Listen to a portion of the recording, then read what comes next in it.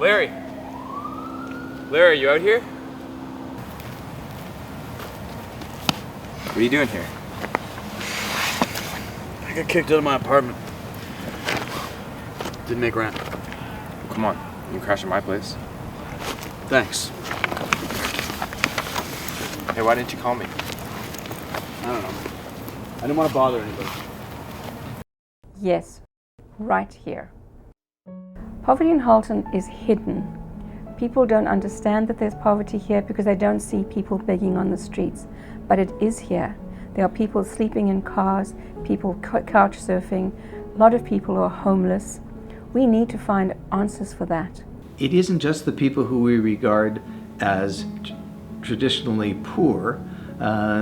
They are for sure still an important and growing part of that class. But the growth is also in this precariat group, because there are so many people who are in jobs who are still not making a go of it. If you're living on $22,000 a year, which is what you would make if you worked for a minimum wage of $11 an hour, you're living in poverty. And you're juggling figures and money all the time. You know how to work with money. You're having a real problem doing it because there isn't enough money to work with. I knew that there was no more money to pay for rent. And again, we were facing being homeless. I know what it takes to survive on the streets because I slept on a lot of street corners and park benches when I was younger. And I knew I couldn't do it this time. And I think what was killing me more than anything is that this time I was taking my son with me. That was killing me as a parent.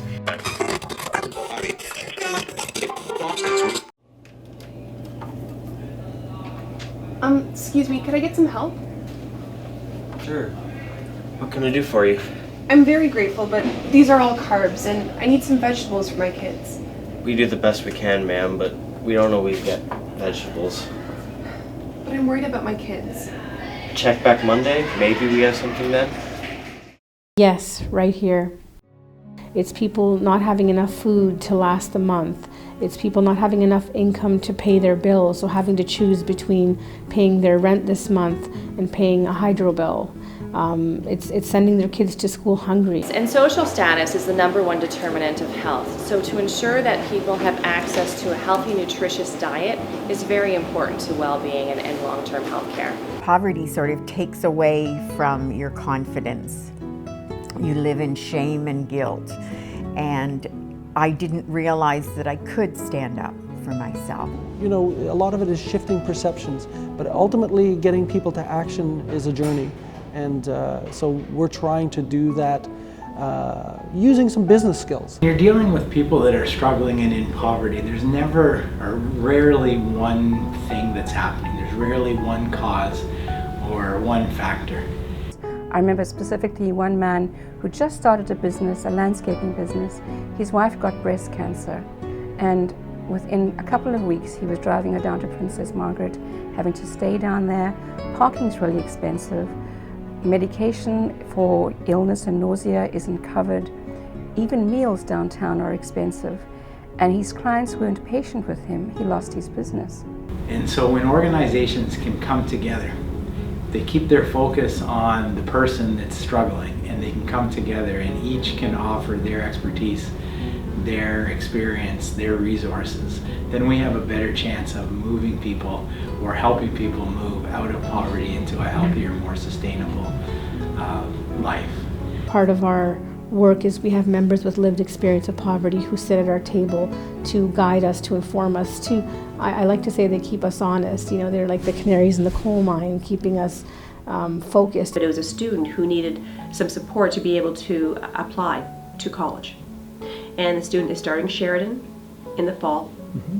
And there's an example of how $95, what you and I would spend on dinner together, has just changed a child's life. You know, for this interview, I have to have a dress or they won't even let me in. Really? Yeah. Oh, here, this one looks cute. Might fit you. Oh man, $39. I don't know if I can make it. I have $8. Will that help? Oh yeah, that'd be great. Could you lend it to me? Yeah, of course. All right, thanks so much. Studies are showing now that when children especially who live in poverty, are integrated with children who don't have those same constraints, you know, aren't struggling with poverty, underhoused, you know, all the stress that goes along with a household that's in poverty.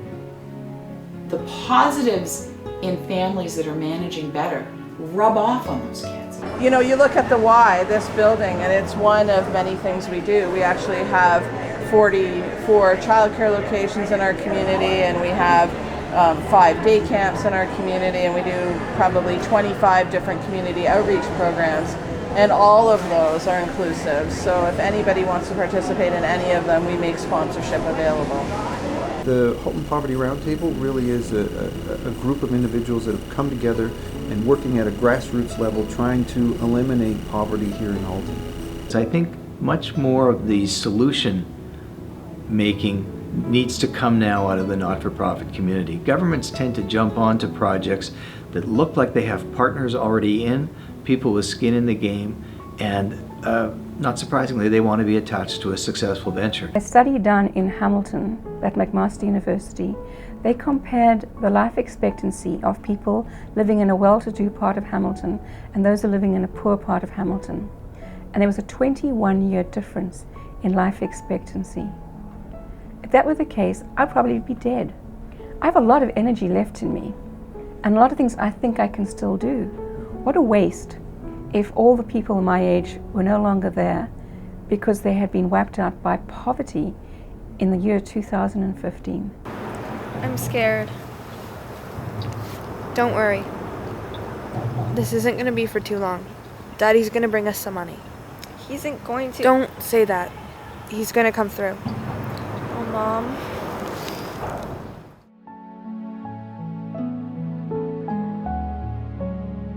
I think we have a very caring and kind community, and if they were aware of what was going on around them, that they would just jump in. And that's part of our job. Yes, right here.